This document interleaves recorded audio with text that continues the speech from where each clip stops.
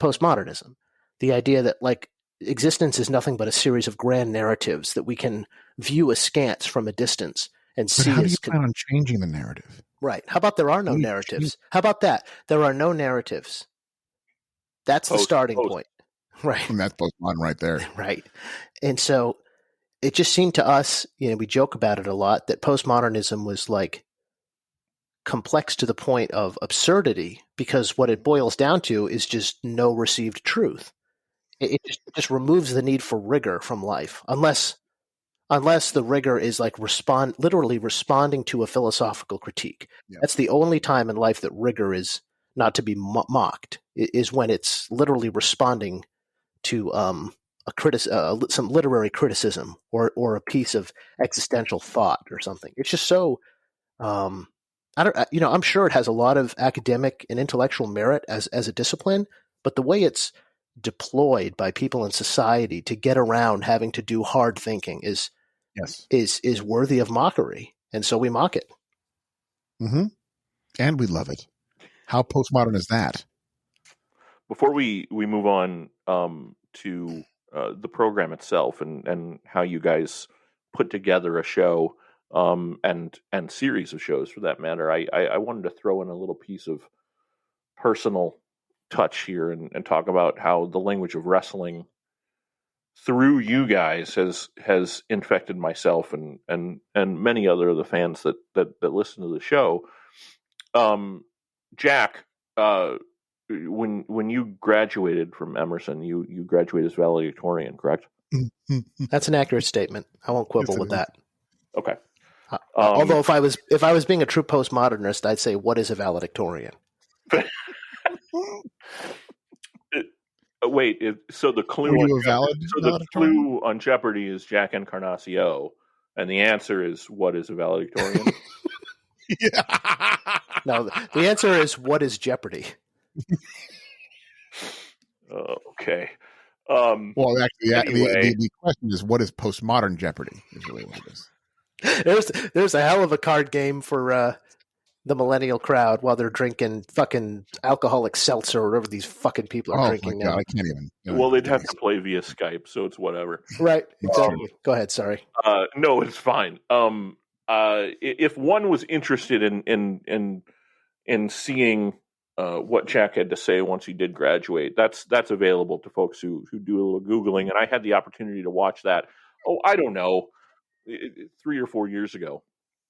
And for wrestling fans, you all know that Jake the Snake Roberts is one of the greatest professional wrestlers in a talking role. Right. And I know the both of you kind of share a certain proclivity for the work of one Jake the Snake Roberts, and I felt the same way when I was a kid. I loved him as well. I still think he's fantastic, and well, as a speaker, anyway, as a human, still. Yeah, that's where it gets dicey with any wrestler, doesn't it? All the wrestlers, correct? Yeah. But in your speech, you quote a very famous what's called a promo, essentially an interview by Jake the Snake Roberts.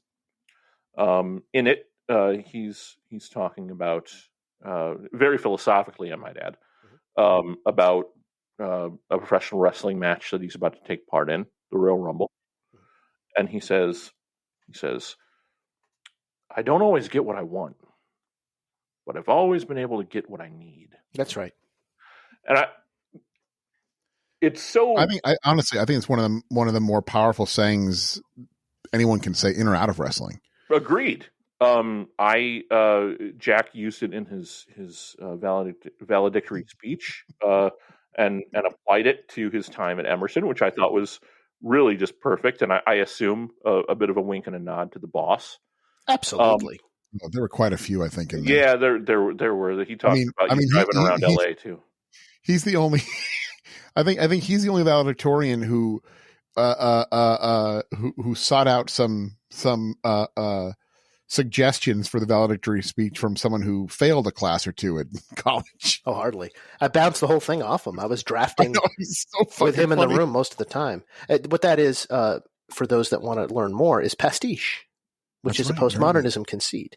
Pastiche is different than illusion in that it doesn't require the audience to share in the vocabulary of the work that you're paying tribute to by replicating it. Pastiche, also known in some circles as plagiarism.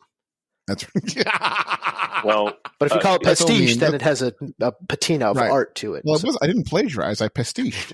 I pastiched all over them motherfuckers. I love. You know what I like eating? Pastichios. That's right. I Yeah, love right. pastichios. Exactly. Yes. I get And- migraines if I have too many. And so, yeah, I mean, that's what that was. It was actually a little experiment. You know, of course, it was to pop. That is to say, make the boss laugh and hear him above all the other voices laughing, which happened more than once. And this, And I got shushed by so many people. yeah, because they were who were like taking everything he said so because seriously. that's it. and I'm If you like, don't know that I'm lifting several of these lines from wrestling promos, then you think it's my sort of like closely considered conclusions that I've reached. But those moments in the speech are just me fucking around and realizing that those can land as much as anything I actually put my own voice to. it was so miraculous. It's a postmodern valedictory speech is what it is. It really is. I'm sure that many listeners are rolling their eyes and going, well, why are you talking about, what does this have to do? And I think more than anything is I'm trying to drive home the kind of loyalty you engender with the language. Because, you know, like I alluded to earlier, I'm part of this group of guys, and we to your point, we throw stupid quotes back and forth in between, you know, talking about each other's lives and supporting each other and, you know, whatever. But my wife will be very glad to know that it was not plagiarism. It was a pastiche when I included this exact quote in my marriage vows a couple of months ago. Nice. You're talking about what you need? Yeah. That one? Yeah. It's Look, these things have utility. These things these wrestlers come up with resonate for a reason. I always say, like cliches, we're taught to avoid them. Cliches are cliches for a reason, friends, because they say what needs to be said. They get the fucking point across, which is the whole purpose of language. Who's to care? You know, I understand if you're a novelist and you don't want to, you know, if you don't want to be boxed in as somebody who isn't creative with their word choice. And, you know, language is all we have. That's it. That's a postmodernism thing too. That's in your valedictory speech. Yeah, did I say that? Yeah. I mean, and that's a George Carlin thing too, who's another one of my inspirations. Like, there's nothing without words. Nothing exists until we talk about it. Okay? And the words we choose to talk about something defines what it is. But what if we choose to speak it in our own head? Well, then, good luck. See, we stopped speaking in our own head at a certain point. We started speaking on a podcast, and we realized the power of that. What if we like to evoke thought? The evocation of thought, a meditation by JP Sarro.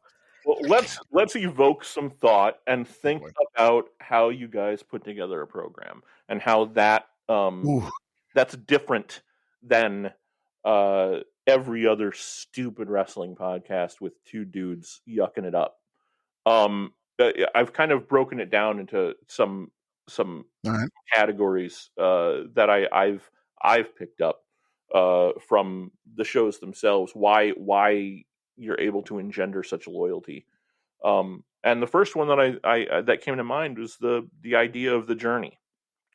The idea of, yes, people still might actually be interested in appointment television or appointment listening in this case. You know, you've done several of these, starting with the WrestleMania journey when you did 30. You did 30 WrestleManias in 30 weeks, if I'm not mistaken.